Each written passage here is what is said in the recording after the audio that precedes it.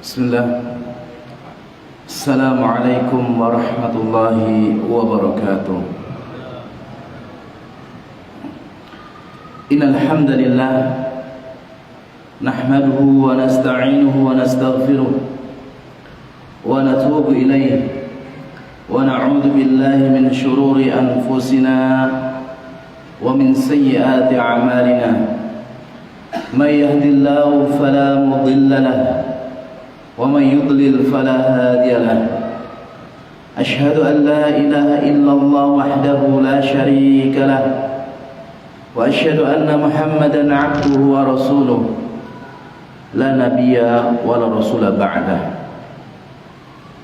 قال الله تبارك وتعالى في كتاب الكريم يا أيها الذين آمنوا اتقوا الله حق تقاته ولا تموتن إلا وأنتم مسلمون.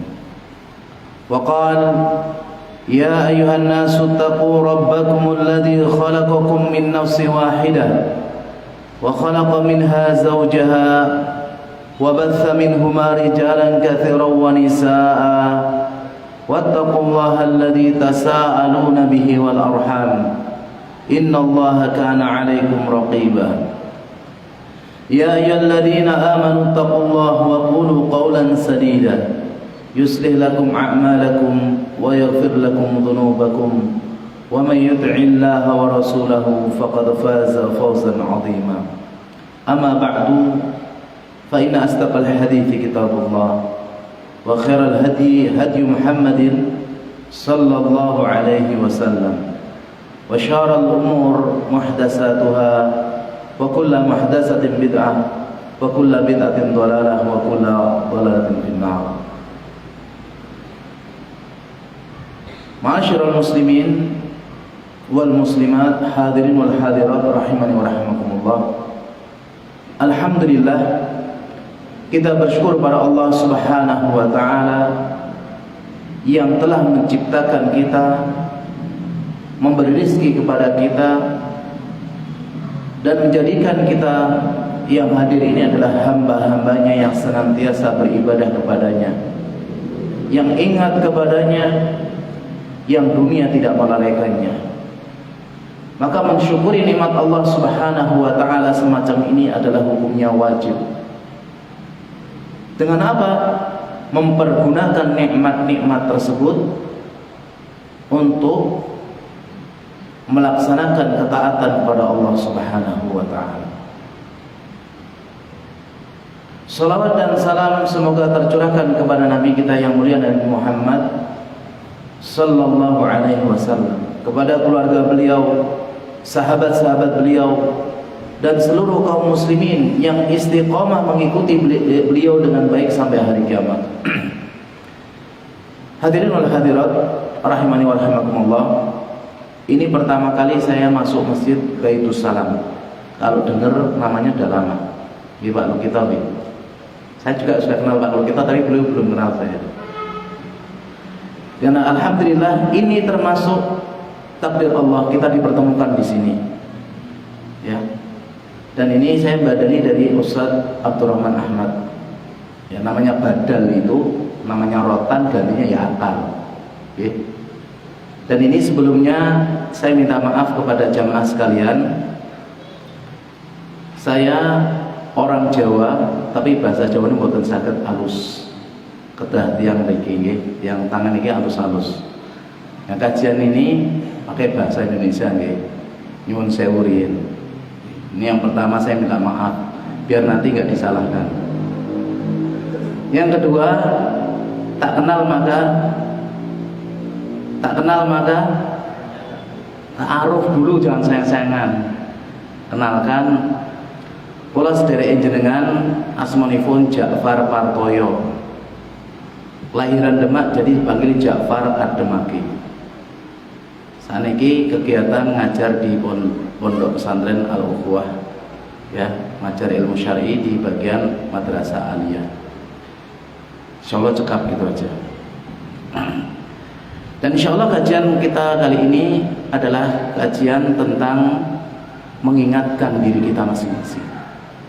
Bapak-bapak, ibu-ibu rahimani wa rahimakumullah, banyak ayat, banyak dalil yang menjelaskan kepada kita untuk saling mengingatkan.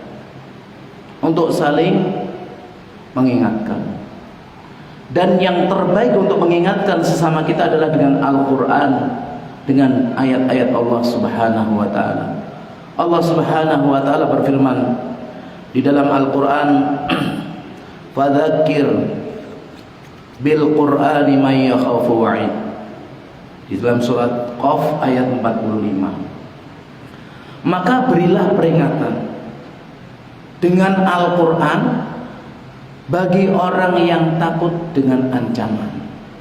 Ini perintah Allah untuk memberikan peringatan, tadzkir. Dan peringatan ini insya Allah bermanfaat bagi setiap mukmin dan mukminah, pasti. Karena Allah mengatakan, wa dzakir fa inna dzikra tanfa'ul mu'minin. Surat Az-Zariyat ayat 55. Dan berilah peringatan, maka sesungguhnya peringatan itu bermanfaat bagi orang yang beriman. Jadi kalau ada tiang niku beriman dikasih peringatan kok tidak bermanfaat, itu cuma dua kemungkinan. Yang pertama, keimanannya mungkin bermasalah. Yang kedua, nasihatnya ini mungkin yang masalah. Kalau nasihat itu dari Al-Quran, dari hadis, dengan cara benar dan sabar, insya Allah tetap bermanfaat. Oleh karena itu, di pertemuan malam hari ini yang singkat, saya akan menasihati pada diri saya pribadi terutama, kemudian kepada jamaah sekalian, akan apa yang sudah terjadi dan yang sedang terjadi, yaitu tentang kelalaian tentang kelalaian kita. Jamaah sekalian rahimani wa rahimakumullah, kita hidup di dunia ini diciptakan oleh Allah Subhanahu wa ta'ala hanya untuk satu tujuan mulia, yaitu beribadah kepada Allah Subhanahu wa ta'ala. Dan ibadah kepada Allah Subhanahu wa ta'ala ini harus sesuai dengan contoh Rasulullah sallallahu alaihi wasallam. Dan contoh Rasulullah sallallahu alaihi wasallam tidak mungkin diketahui kecuali dengan cara menuntut ilmu. Maka kelalaian yang pertama yang ada pada diri kita, keluarga, masyarakat kita adalah lalainya mereka mempelajari agama ini dengan baik. Itu kelalaian yang pertama. Lalainya kaum muslimin mempelajari ilmu syar'i. Padahal menuntut ilmu syar'i hukumnya wajib. Wajib napa mboten? Dalilnya mana? Talabul ilmi faridatun ala kulli muslim. Menuntut ilmu itu kewajiban bagi setiap muslim. Sampai di sini hadisnya. Kalau ditambahin muslimah, tambahannya dhaif. Tapi maksud hadis ini, setiap muslim muslimah wajib menuntut ilmu. Dan ilmu yang dimaksud bukan ilmu umum, tapi ilmu yang dimaksud adalah ilmu qala Allah wa qala Rasulullah sallallahu alaihi wasallam. Ilmu yang bersumber dari Al-Quran, ilmu yang bersumber dari hadis-hadis Nabi sallallahu alaihi wasallam. Karena ini kita butuhkan setiap hari. Sejak orang mencari pasangan butuh ilmu syar'i. Sejak orang awal menikah butuh ilmu syar'i. Sejak orang nanti mengandung butuh ilmu syar'i. Bahkan orang itu tidur, bangun tidur sampai tidur lagi butuh ilmu syar'i. Gini apa mboten? Sampun diatur standar dereng. Sampun. Siapa yang hafal doa 24 jam? Enten sing hafal? Belum, berarti wajib belajar. Lho kula pun sepuh wajib belajar. Imam Ahmad waktu ditanya, "Ya Imam, jenengan kok belajar terus sampai kapan?" Minal mahdi ilal lahdi. Dari saya digendong sampai saya ke liang lahat ini wajib belajar. Kalau sekarang ada orang umur 50, ada 60, ada yang 70, alasan, Pak Ustadz, saya ini kan sudah sepuh. Padahal Imam Ahmad ketemu ada orang umur 80 tahun, Syekh, saya masih pantas nggak belajar? Ditanya ganti, jenengan tesih pantas gesang, sik pantas urip Pak, ya pantas, sik pantas belajar. Loh, saya ngajinya alif bakta nggak masalah, daripada alif terus, gitu. Dan saya punya halakoh untuk mbah-mbah 80, 70, tak, ya, tak, nah, ba, tak, sabar. Setidaknya ini adalah kewajiban yang dibebankan kepada kita, kita kerjakan. Dan ini nanti hujah di hadapan Allah. Jenengan belajar di majelis ilmu, majelis taklim, seandainya tidak paham, sudah dapat ketentraman, sudah dapat ketenangan, sudah menggugurkan kewajiban. Gini Bapak. Nah, ini banyak kaum muslimin nggak belajar, sudah lulus SD nggak sekolah agama, nggak ngaji. Ada yang sudah lulus SMP, ada yang sudah lulus SMA. Rata-rata orang-orang yang sudah punya anak istri banyak, jarang mereka ngaji. Ya Pak ya. Dan ini termasuk kelalaian yang banyak terjadi di lingkungan kita. Misalnya kerjanya tukang parkir, tukang beca, tukang bangunan. Mereka sudah sibuk dengan kerjanya dan kelelahan, terus nggak ngaji. Salah. Kalau nggak bisa ngaji setiap hari, sepekan 3 kali, nggak bisa 2 kali, nggak bisa sekali, nggak bisa banget. Nggak ada urusan lagi. Saya mau ngajinya setahun sekali, nggak bisa. Karena orang kalau tidak ngaji nanti hatinya semakin keras. Ya, perhatikan jemaah. Rasulullah Shallallahu Alaihi Wasallam tuntunan kita. Ini presiden, panglima perang, dan beliau adalah imam dalam masalah agama. Beliau tidak pernah minta tambahan istri, tambahan anak, tambahan harta, perak, emas, gak pernah. Beliau hanya minta satu, Rabbi zidni ilma. Maka para ulama menjelaskan hadhihi, doa yang semacam ini nih, ada wadihud dalalah, dalil yang sangat jelas bahwasanya keutamaan ilmu. Karena manusia yang mulia tidak pernah minta tambahan sesuatu apapun kecuali ilmu. Berarti ilmu itu terus dibutuhkan, ya. Karena orang belajar itu semakin dia belajar, semakin merasa nggak tahu. Yang belajar itu 3 tingkatan, bapak-bapak, ibu-ibu. Yang pertama, baru belajar dia akan merasa sombong. Wih, aku ternyata iso hafal Anas ya. Umurnya berapa Pak? Sudah 50, agak sombong. Belajar lagi, tahun, 2 tahun, 3 tahun, ternyata Anas itu surat yang pendek, gampang ya. Tawadhu dia. Belajar lagi 15-20 tahun, semakin dia ternyata Anas bukan hanya dipelajari bacaannya tok, tapi ada tafsirnya, ada tahsinnya, ada tahfidnya, ada balaghahnya, ada tadaburnya. Semakin merasa tidak tahu. Jadi kalau kita lihat belajar kayak gini seperti orang punya jabatan, baru dia kopral, petentang ya, pangkat 1 agak tawadhu. Sudah pensiun, masya Allah, dia nggak nganggep tentang masalah jabatan. Ini orang belajar juga semacam itu. Dan jangan sampai keluarga kita, diri kita, anak atau lingkungan kita biarkan seperti ini. Mereka mengetahui ilmu fisika, ilmu kimia, biologi, matematika sampai doktor, mungkin sampai profesor. Ilmu-ilmu yang lain luar biasa. Tapi ilmu dunia mungkin SD belum lulus, sholatnya belum benar. Bapak-bapak, ibu-ibu, siapa yang dari takbir Allahu Akbar sampai Assalamualaikum tahu artinya semua? Belum. Banyak yang belum tahu, berarti belajar terus. Dan ini Allah akan tegur orang yang tahu masalah dunia luar biasa tapi akhirnya nggak tahu. Allah sudah singgung di dalam surat Ar-Rum ayat 7.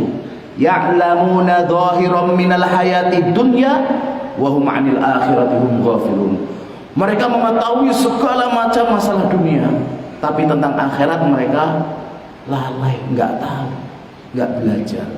Jadi belajar di dunia ini tidak ada kata terlambat. Di kamus bahasa Arab Di Al-Quran tidak ada kata terlambat. Ada enggak? Buka dari Al-Fatihah sampai An-Nas, ada tulisannya terlambat? Enten apa boten? Ada enggak? Ya enggak ada terlambat bahasa Indonesia kok. Gini apa boten? Jadi enggak ada istilah belajar terlambat. Dan ini kelalaian semacam ini harus kita mulai ingatkan diri kita, keluarga, lingkungan, masyarakat dan yang lain. Ini jamaah. Yang kedua, yang kelalaian yang ada pada diri kita, keluarga atau lingkungan kita adalah lalainya mereka membaca kitabullah. Sedikitnya atau jarangnya mereka membaca Al-Quranul Karim. Padahal kita tahu orang yang baca Al-Quran dengan baik nanti bersama malaikat yang baik. Orang yang baca Al-Qurannya plegak-pleguk, ya tak wa huwa alaisha lau ajron. Bacanya susah dapat 2 pahala. Bacanya alham dapat 2 pahala setiap bacaan dia. Dan Al-Quran ini satu hurufnya dapat 10 sampai 70 kebaikan. Kata Rasulullah SAW, la aqulu alif lam mim harfun. Aku nggak mengatakan alif lam mim satu huruf, akan tapi alifun harfun, wa lamun harfun, wa mim harfun. Alif satu huruf, lam satu huruf, mim satu huruf, dan setiap satu huruf mendapatkan 10 kebaikan sampai 70 kebaikan. Jangan malas membaca Al-Quran. Dan kalau kita baca Al-Quran, nanti pada hari kiamat datang Al-Quran itu kepada kita.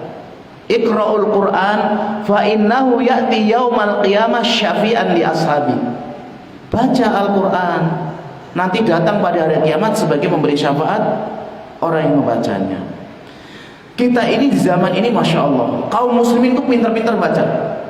WhatsApp dibaca, Facebook baca, Twitter baca, Telegram baca. Kadang ada tulisan-tulisan gak manfaat dibaca semuanya. Cuma satu, Al-Quran kelewat. Hari ini yang belum baca Al-Quran siapa? Baca semua. Masya Allah. Ya antum jawab sendiri. Ini kelalaian yang nyata, ya. Padahal Hasan Al-Basri pernah memberikan nasihat begini. Min alamati i'radillah 'anil abdi, di antara tanda Allah itu berpaling, rak gelem, malas dengan seorang hamba adalah an yaj'ala syughlahu fima la ya'ni. Allah jadikan kesibukannya itu enggak manfaat. Dari pagi lalai, enggak baca zikir pagi. Siang lalai, enggak baca Al-Quran. Terus gitu berjalan begitu. Tahu-tahu umurnya sudah banyak. Tahu-tahu sudah badannya lemah. Kalau sudah lemah gimana? Orang semangat, tak kalau umurnya sudah lemah, ya badannya sudah lemah, semuanya sudah lemah, itu nggak bisa maksimal. Sudah semangat, ternyata pandangannya sudah blawur, pendengarannya sudah kabur, ubahnya sudah bertabur, badannya sudah dekat kepada kubur. Ini termasuk kelalaian, ya. Jadi usahakan ya, kalau kita mau baca Al-Quran, Al-Quran itu memberikan pahala pada penglihatan kita, memberikan pahala pada pendengaran kita, memberikan pahala pada lisan kita, dan mengurangi aktivitas kita yang gak manfaat. Yang punya anak-anak kecil, ajari Al-Quran. Nanti kalau dia hafal Quran, paham Al-Quran, senang ngaji Al-Quran, Allah akan jadikan dari Al-Quran itu dia akan menjadi anak-anak yang berbakti kepada orang tua. Ya, ini orang sekarang itu kan ya bisa baca, pintar. Bahkan sekarang ada beberapa anak mungkin TK sudah bisa baca, sudah bisa ngejar, ya kan? Ya, ini termasuk hal yang perlu disyukuri. Tapi jangan sampai mereka bisa membaca berbagai macam hal tapi lupa dengan membaca Al-Quran. Alhamdulillah ini biasanya kajiannya tafsir kan, mau nggak mau baca Al-Quran kan? Ini baca Al-Quran. Ini kelalaian yang kedua. Kelalaian yang ketiga, Banyak kaum muslimin itu lalai berzikir kepada Allah Subhanahu wa taala. Padahal Allah Subhanahu wa taala menjelaskan, "Fadhkuruni azkurkum." Ingatlah kepada aku, niscaya aku ingat kepada kalian. Jadi ingat Allah itu bukan waktu tertentu saja. Ingat Allah itu ya pagi, siang, sore, malam. Kita ini makhluk akhir zaman. Banyak sekali kita lalai kepada Allah. Mengingat Allah ini juga kita lalai.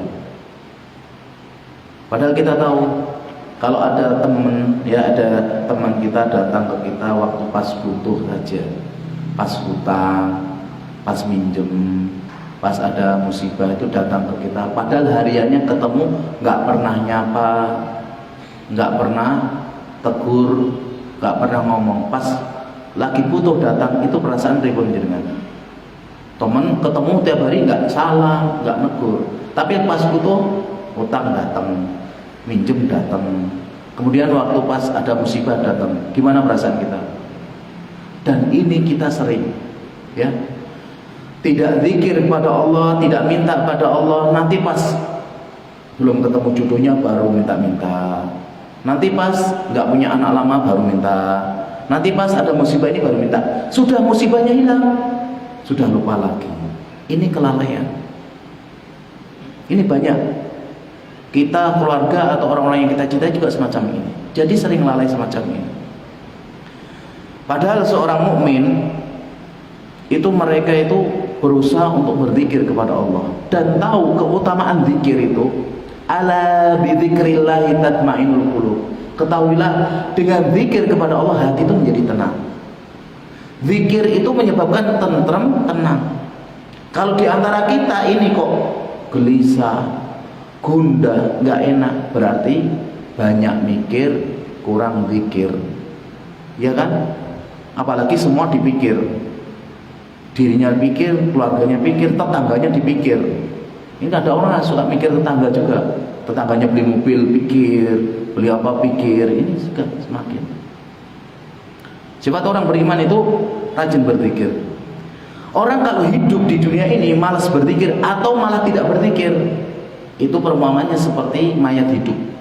Kata Rasulullah SAW, "Masalul ladzi yadhkurunallah wal ladzi la yadhkurunallah, masalul hayy wal mayyit." Permisalan orang yang ingat kepada Allah, zikir kepada Allah, dengan orang-orang yang tidak mau zikir itu permisalannya seperti orang yang mati dan orang yang hidup. Meskipun jasadnya hidup, tapi hatinya mati. Ya. Padahal zikir kepada Allah ini termasuk obat jiwa. Para ulama menjelaskan, sebagiannya mengucapkan zikrullah dawa. Ingat Allah itu sebagai obat. Misalnya ada tetangga yang lebih kaya, kita ingat, oh, ini mungkin baik buat saya. Tenang. Ada tetangga misalnya musibah, kita nggak dapat musibah, alhamdulillah. Ingat pada Allah, ini tenang. Sedangkan zikrun nas ingat manusia itu bikin sakit. Mau ingat siapa itu, kalau manusia itu ingat ya sekedarnya. Kalau diingat-ingat terus bikin sakit. Ya. Ini perhatikan, ini penjelasan para ulama semacam itu. Kalau kita punya majelis, duduk-duduk, kongko-kongko, mungkin atau mungkin ada rapat atau yang lain, di situ nggak ada zikir pada Allah, itu diperumpamakan oleh Rasulullah SAW seperti bangkai himar. Maka zikir, ya, di mana saja itu diperintahkan, apalagi di majelis-majelis semacam ini. Ingat pada Allah. Karena kita ini adalah hamba yang lalai. Kalau kita sudah nggak ingat kepada Allah, sudah, ini kita akan selalu lalai dan lalai. Ya. Dan perhatikan dalam surat Al-Kahfi Allah menyebutkan wala tuti man aghfalna qalbahu. Jangan kalian ikuti orang yang lalai hatinya, lalai kepada kami, kata Allah. An dzikrina, untuk mengingat kami, wattaba hawa, dan mengikuti hawa nafsu, wa kana amru furuta. Di sini dijelaskan orang yang dia lalai itu Pertama, dia lupa zikir. Ya, zikir pagi, zikir petang, zikir masuk kamar mandi, keluar kamar mandi, zikir ini, zikir itu. Dan yang kedua, suka mengikuti hawa nafsu. Padahal kalau kita mau belajar masalah adab, ya, orang yang masuk rumah nggak zikir baca bismillah, setannya ikut masuk.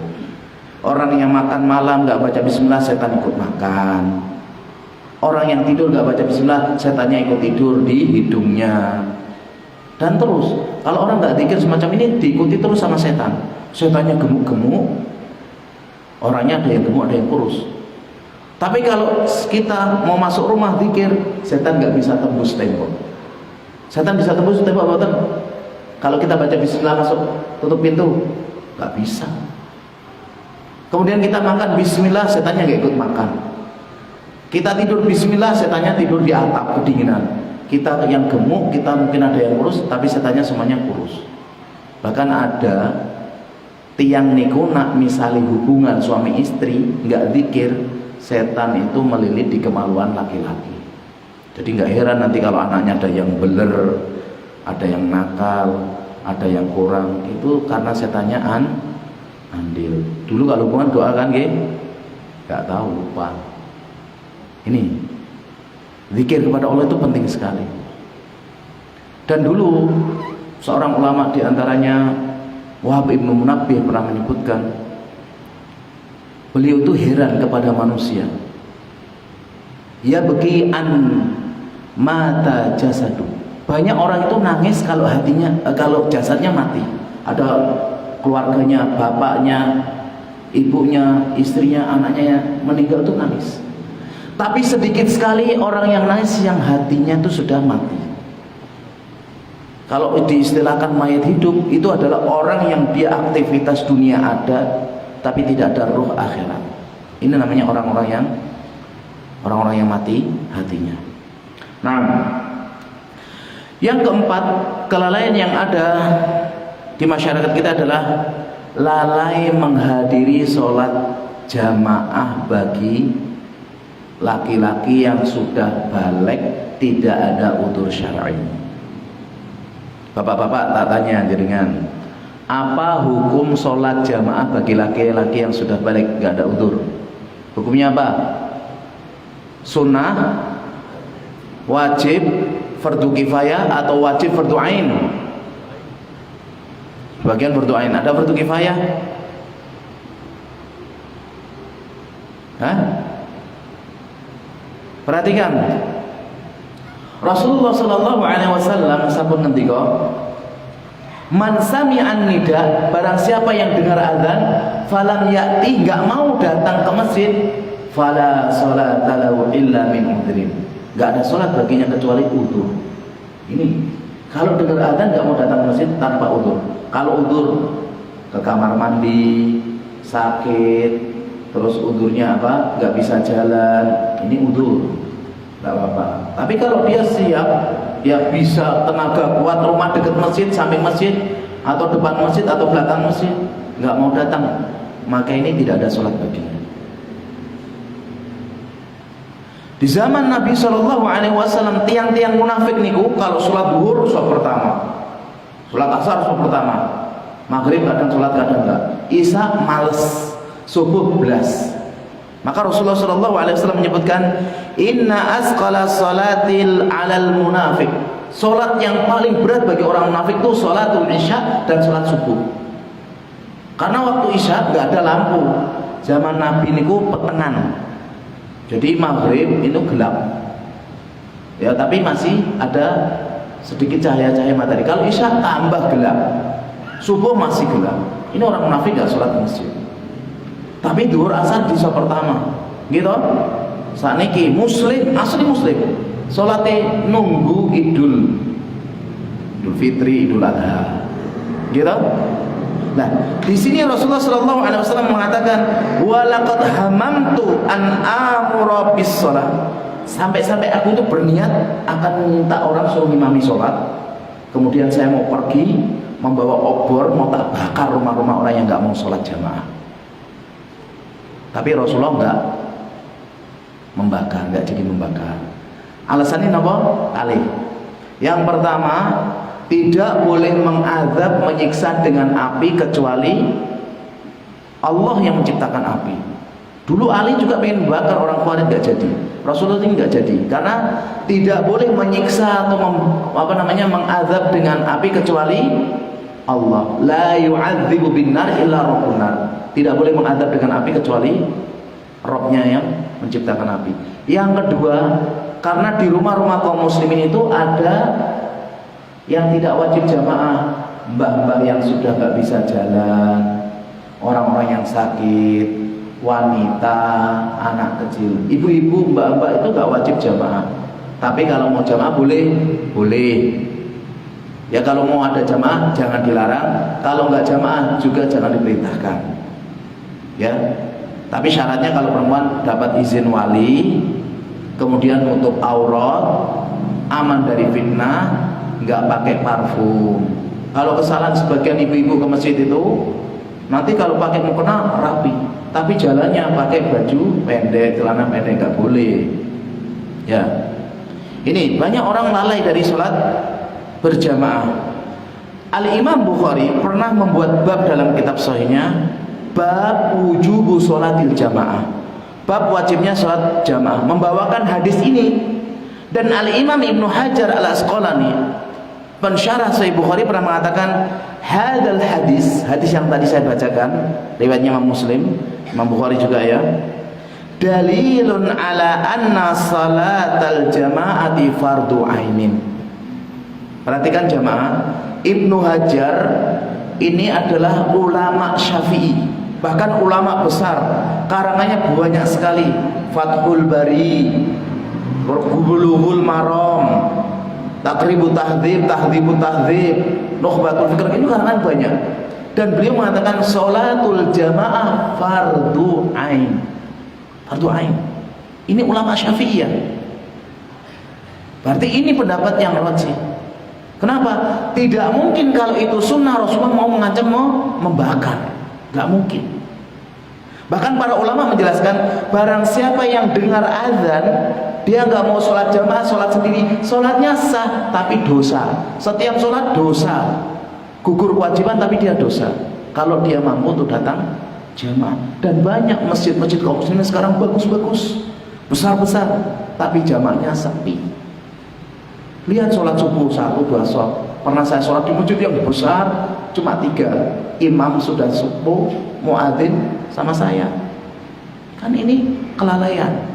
Padahal kaum muslimin itu tidak akan bangkit maju mengalahkan orang-orang Yahudi kalau modelnya semacam ini. Maka dulu ada orang di zaman setelah atba'ut tabi'in ngomong kepada orang Yahudi, Yahudi, kita ini bakal mengalahkan ente, kita itu bakal menang gini. Orang Yahudi ketawa. Yang ngalahkan kita Yahudi itu bukan orang-orang yang sholat subuhnya cuma 1 shop, setengah shop. Kalau sholat subuhnya itu sebanyak sholat Jumat atau banyak, itu baru nanti kita bisa menang. Dan sholat subuhnya jarang. Jangankan sholat subuh, sholat duhur. Sekarang sholat subuh, duhur, asar sama aja. Yang banyak rata-rata maghrib. Ya, sholat sekarang seperti itu. Ini kelalaian. Padahal Allah Subhanahu wa taala mengancam orang-orang yang masuk ke neraka Saqar itu apa? Malas sholat kan? Masalakakum fi Saqar? Apa yang menyebabkan masuk neraka Saqar? Mereka mengatakan, qalu lam naku minal musallin. Kami ini bukan orang yang sholat. Ya alhamdulillah kita ini sholat. Kalau kita sudah sholat ada ancaman, wailul lil musallin, neraka wel bagi orang yang sholat. Sholat masih neraka wel, ya. Yang bagaimana?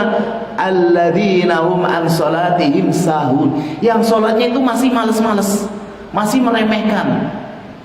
Maka para ulama menjelaskan wel yang orang mengartikan itu sebagai kecelakaan itu adalah wadi fi jahannam, lembah dalam di neraka dasar jahannam. Tastaghisu min jahannam min hariyah, dia minta pada jahannam, nang panasin gua aku. Dan ini diantaranya orang yang meremehkan sholat, orang yang menghardi atau menyanyikan anak yatim, orang yang dia mau curang terhadap timbangan. Ini neraka wel.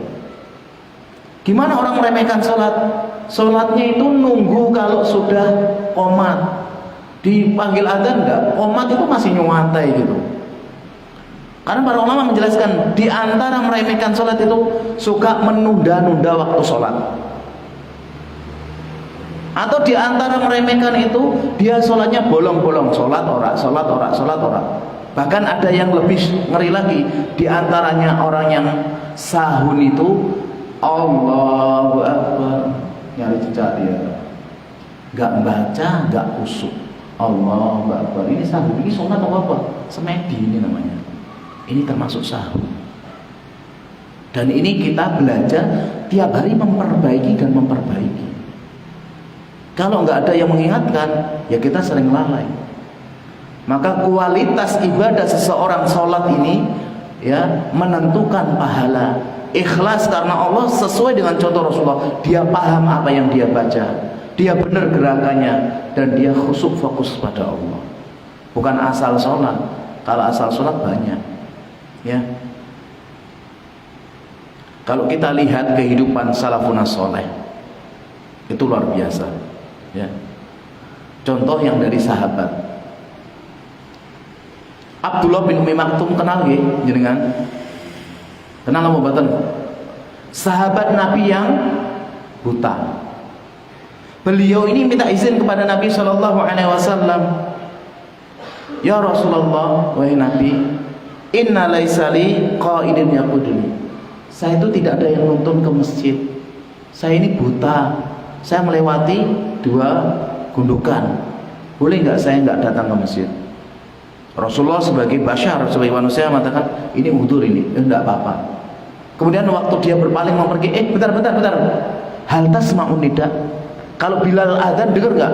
Allahu Akbar, Allah. Ya dengar Nabi. Wajib datang. Ini kalau orang buta, enggak ada yang nonton, dengar adzan wajib datang. Bagaimana orang yang melek dekat masjid? Lebih wajib enggak? Wajib.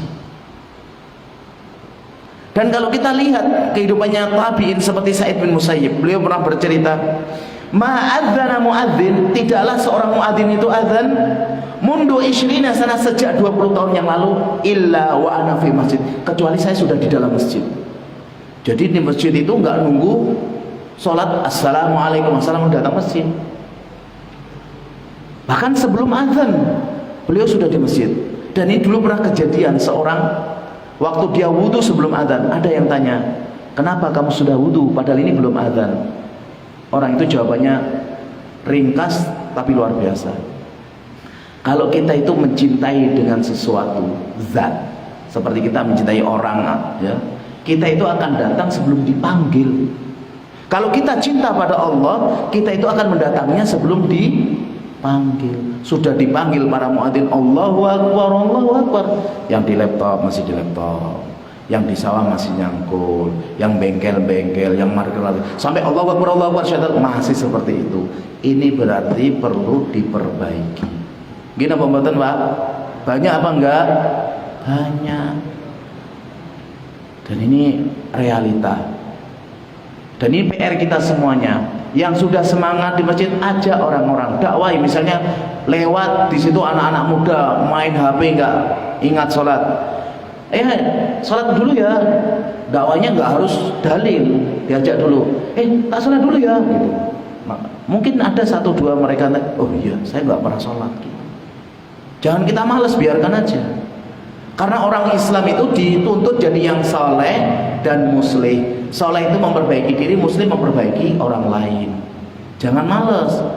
Biarlah surga kau dewi, neraka kau tidak boleh. Aja.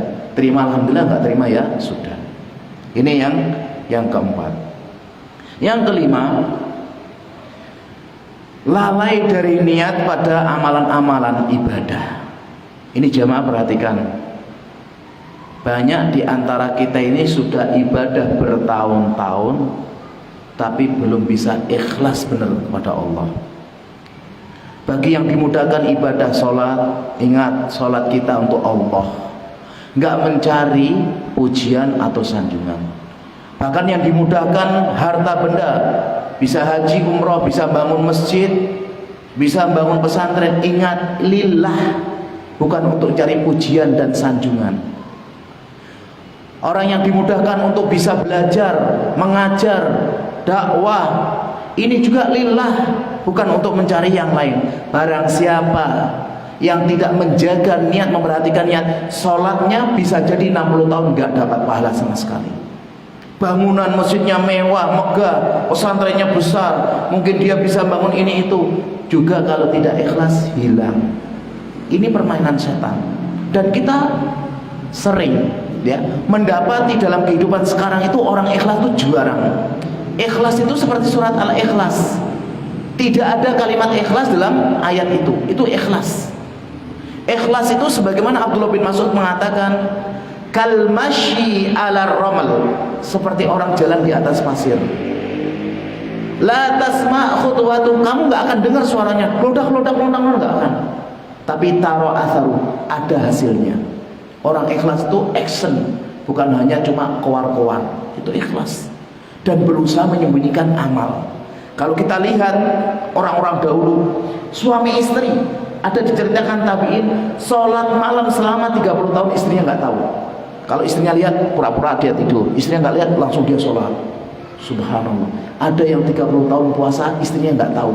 Bawa bekal dari rumah, mulutnya dikasih minyak, dikira sama istrinya, ini nanti makan di pasar, makan di tempat kerja. Sama ketemu orang dikasihkan, sedekahkan. Kata orang-orang, oh ini mungkin sudah makan di rumah selama 30 tahun.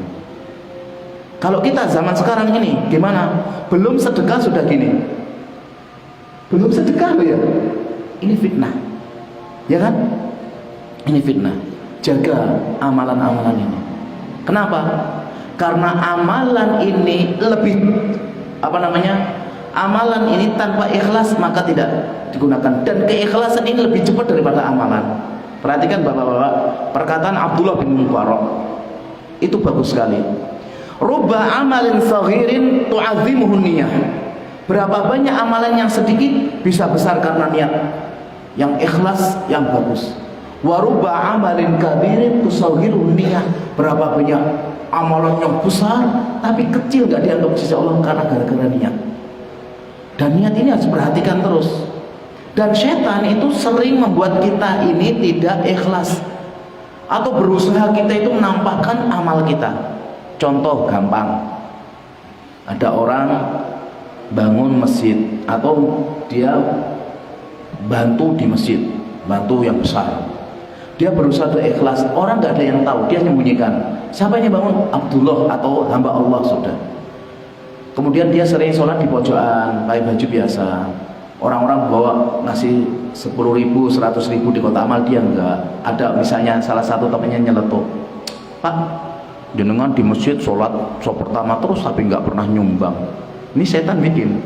Akhirnya kalau dia nggak tahan, sampai ngerti nggak?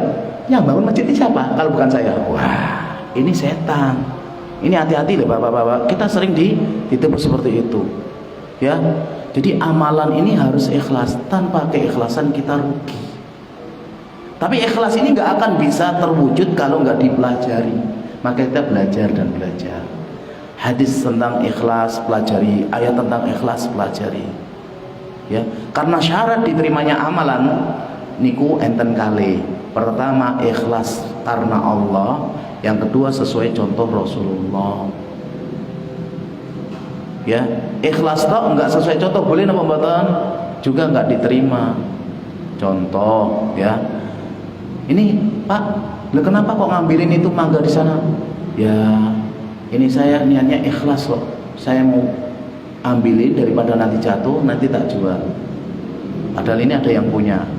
Ini nggak boleh. Jadi ikhlas harus sesuai dengan contoh. Ini jamaah ya. Kelalaian yang kelima yang banyak terjadi di antara kita, kurangnya ikhlas. Kemudian kelalaian berikutnya adalah kita ini tinggal di dunia. Maksudnya apa? Dunia ini bukan negeri kita, bukan kampung halaman kita. Dulu bapak kita Adam alaihissalam itu tinggalnya di mana? Surga. Di surga karena satu kesalahan dihukum di mana? Dunia. Dunia ini dari kata dana yadnu, dana yadini, rendah dan dekat. Ini negeri ujian. Barang siapa yang dia ingat bahwasanya ini negeri ujian, maka dia akan mencari bekal untuk di kampungnya nanti di akhirat. Tapi kalau dia nggak ingat, numpuk-numpuk harta, banyak memperbanyak tanah, mempermewah rumah, mempermegah bangunan dan yang lainnya, nanti lupa orang semacam ini. Memang dunia itu melalaikan, dunia itu hijau dan mengasyikan. Dan Allah sudah mengatakan wa mal hayatud dunya illa mata'ul ghurur. Kita hafal rata-rata. Dunia ini tidak lain kecuali kesenangan yang menipu. Maksudnya apa? Kesenangan senikmat apapun ada namanya anti klimaks. Orang yang senang makan bakso dikasih bakso yang harga 1 juta, makan, milih-milih. Ya kan? Orang yang senang es, kasih es, nggak kuat. Orang senang apa, dikasih itu, sudah. Itulah dunia. Maka jangan sampai kita lalai dalam kehidupan di dunia ini. Dunia ini adalah ladang untuk mencari bekal di akhirat. Maka para ulama menjelaskan makna takwa, di antaranya Ali bin Abi Thalib itu apa? Al-khawfu minal jalil. Takwa itu hakikatnya kita takut pada Allah yang maha mulia. Kemudian wal amal bitanzil, mengamalkan Al-Quran, mengamalkan hadis. Kemudian wal isti'dad liyaumir rahil, mempersiapkan diri mencari bekal untuk perjalanan yang sangat panjang.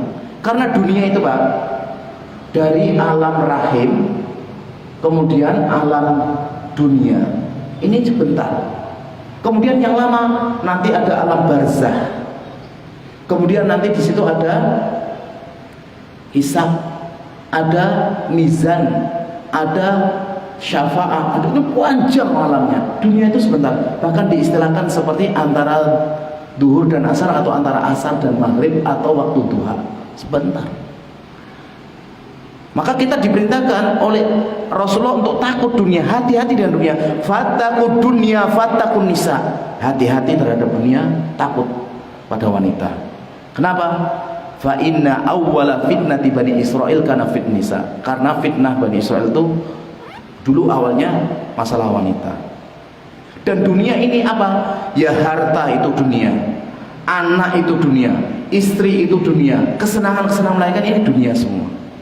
Ya, jangan sampai kesenangan ini menipu sehingga kita akhirnya lalai dengan tujuan yang utama, yaitu ibadah kepada Allah. Maka saya ingatkan pada diri saya dan jenengan, kalau seandainya punya tender kemudian gagal, bilang gurundonyo. Biasakan gitu. Kalau ada orang pinjem ke kita, ditagih susah, sudah ikhlasan, gurundonyo. Kalau ada keluarga yang kita cintai meninggal dunia, sudah, kita ini lalai, kita sedih, habis itu gurundonyo. Biasakan seperti itu. Tapi kalau ketinggalan sholat, ketinggalan akhirat, ya Allah, kita harus merasa rugi. Jangan dibalik, ketinggalan sholat, rela, nggak kerja ke masjid, udah selesai kok. Seperti ini. Kalau masalah dunia, wah, sampai dukun-dukunan, sampai ini itu. Ini banyak manusia lalai di dunia. Contoh yang nampak sekarang ini, saya sampaikan ini ya. 17 Agustus ini kan mengingat perjuangan para pahlawan kita, berkorban harta, jiwa, raga untuk kemerdekaan. Setelah itu masyarakat ini harusnya diingatkan 17 ini apa dulu perjuangan, dan siapa yang paling berjasa? Kaum muslimin, orang-orang yang tahu ilmu, bukan orang-orang yang malesan. Tapi kok diisi dengan joget, musik, kemudian campur baur laki perempuan. Apakah ini benar? Kalau seandainya pahlawan itu hidup kembali, nangis mereka. Ya Pak ya. Dibuang-buang harta benda, bikin apa? Hiasan mobil, harganya 10, ada yang 50 juta. Tetangga rumah saya Allahu Akbar, dipakai cuma sehari. Tabdzir, padahal tabdzir temannya setan. Innal mubadzirina kanu ikhwana syaitan. Nampak? Ini kelalaian apa bukan? Kalau seandainya 10 juta, 50 juta kasihkan fakir miskin, bangun pesantren, atau kasihkan di masjid, pahalanya ngalir. Tapi kasihkan itu, ditanya sama Allah. Masalah dunia ya, semua kita ini masalah dunia, harta, benda, kesenangan, semuanya halalnya dihisab, haramnya pasti diazab. antara dua orang sama-sama ibadahnya persis, satunya kaya satunya miskin, selisih 50.000 tahun hisab. Ini banyak orang ini nggak sadar, lalai terhadap dunia, tahu-tahu mati. Ya mana? Ini banyak harus kita ingatkan. Kalau enggak sudah lalainya lalai dan lalai. Maka jadikan dunia ini sebagai tempat untuk mencari bekal. Dan kalau kita kehilangan dunia, nggak usah khawatir. Dunia itu nggak ada nilainya sama sekali si Allah. Sampai Rasulullah mengatakan, "Lau kanatid dunya ta'dilu indallah janaha ba'udah." Andaikan dunia ini punya nilai di sisi Allah seberat sayap nyamuk, masa kau kafir surbatama. Orang kafir itu nggak akan dikasih setetes air pun nggak akan. Karena dunia nggak ada nilai di sisi Allah. Kafir kasih, muslim kasih, bejat kasih, taat kasih, orang musyrik kasih, orang tauhid kasih. Ini dunia. Jadi dunia itu kata rendah. Kalau hidupnya hanya nyari dunia, pasti sekaya apapun, setinggi apapun, seganteng apapun, orang akan menganggap dia rendah. Gitu Pak? Ini saya ingatkan. Masih boleh nggak ini satu lagi? Enggak boleh, saya berhenti. Yang terakhir, bapak-bapak, ibu-ibu, jamaah sekalian, nyambung dari dunia terakhir ini, ingat mati. Dan ini perintah dari Rasulullah, ya. Aktsiru dzikra hadhil ladzat. Banyak-banyaknya mengingat pemutus kelezatan. Kalau kita nggak ingat mati, nanti lupa diri, lupa daratan. Padahal tinggal di darat lupa daratan, ya. Apalagi nggak tinggal di darat, kayak apa? Jadi kematian ini adalah sesuatu yang pasti. Dan semua yang punya jiwa itu pasti mati. Karena Allah mengatakan di banyak ayat, kullu nafsin dha'iqatul maut. Setiap jiwa itu pasti mati. Dan kematian ini adalah hal misteri. Allah menyebutkan di dalam surat Al-Anbiya ayat 35 ini tentang setiap jiwa mati. Allah menyebutkan dalam surat Ali Imran 185 setiap jiwa mati. Dan kematian itu kita nggak bisa lari. Sehebat apapun kita, sekuat apapun, sekencang apapun lari nggak akan bisa. Karena Allah mengatakan, "Qul innal mautal ladzi tafirruna minhu fa innahum mulaqikum." Katakan Muhammad, sesungguhnya kematian yang kalian lari itu akan ngejar terus. Bahkan dalam ayat yang lain, walau kuntum fi burujin musyayyadah, meskipun kamu di tempat yang sangat kokoh, benteng yang kokoh, malaikat itu akan tetap datang. Kematian itu kalimatnya pendek, sering kita dengar. Tapi kalau kita mau renungkan, tak kala kita sudah datangi malaikat, dicabut nyawa kita, ya, kemudian kita sudah dimasukkan ke kuburan, kita ditinggal oleh orang-orang yang kita cintai, didatangi dengan malaikat. Kalau malaikatnya yang baik, kalau malaikatnya karena amalan kita jelek, maka kita akan gebuki terus di situ. Berapa? Ya kita nggak tahu. Bahkan orang-orang yang mendapatkan siksa kubur itu minta, ya Allah segerakan kiamat, segerakan kiamat. Padahal azab kubur ini lebih ringan dibandingkan azab neraka. Tapi mereka merasakan berat sekali. Lah kalau kita ingat gini, maka kita nggak akan terlalu ambisius terhadap dunia, dan kita akan mudah, ya, beramal soleh. Jangan sampai kematian yang semacam ini melalaikan kita. Kita mikirnya masih besok-besok, tahu-tahu tinggal nyawa. Maka diingatkan oleh syair Arab, tazawwadu minat taqwa fa innaka la tadri. Berbekallah ketakwaan karena sesungguhnya kamu itu tidak tahu. Idza jannal lail hal ta'ishu ilal fajr. Kalau sampai malam, apakah kamu jamin hidup sampai fajar? Fakam min fata adha wa amsa dhahikan. Berapa banyak pemuda yang ketawa ketiwi pagi sore. Waqad nasajat akfanahu wa huwa la yadri. Sedangkan kain kafannya sudah dijahit sedangkan dia tidak tahu. Dan kematian itu diterangkan oleh para ulama, wamal mautu illa sarikun. Kematian itu seperti maling. Taqasaksu, dia mengetuk seseorang. Yasulu bila kafin, dia bisa mengetuk tanpa tangan. Wa yas'a bila rijlin, dan dia bisa lari tanpa kaki. Ini kematian. datang tiba-tiba dan tidak mengenal kepada siapa saja. Maka saya ingatkan pada diri saya dan jenengan semua, maksimalkan kehidupan ini. Ya, berapa banyak saudara kita sebelum corona sekarang sudah banyak tidak ada, dan mereka nggak menyangka kalau terjadi kematian padanya. Dan kita pun sama, nggak tahu sudah bangun di kuburan. Ya, ini kelalaian yang bisa kita sampaikan pada malam hari ini. Mudah-mudahan kita bukan menjadi hamba yang lalai, hamba yang tidak ingat dengan Robnya. Kenikmatan-kenikmatan yang sudah kita dapat ini banyak sekali, mensyukurinya kita yang kurang. Jangan sampai kita minta beban-beban berat yang lain. Kaya miskin itu sudah ketentuan Allah, sedangkan syukur dan sabar itu kewajiban setiap hamba. Mungkin sebelum saya tutup ada pertanyaan dari jamaah. Insyaallah cekap nggih. Ya.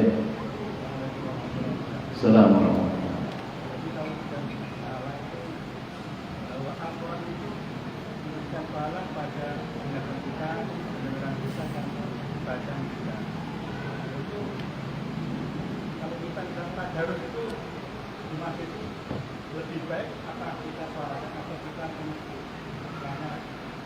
Sendiri, diam.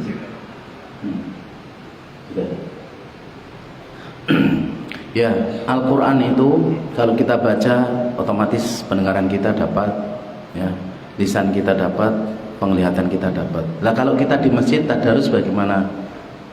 Jenengan kalau tadarus mau di masjid, di kereta, di rumah, tempat kerja itu boleh di mana saja.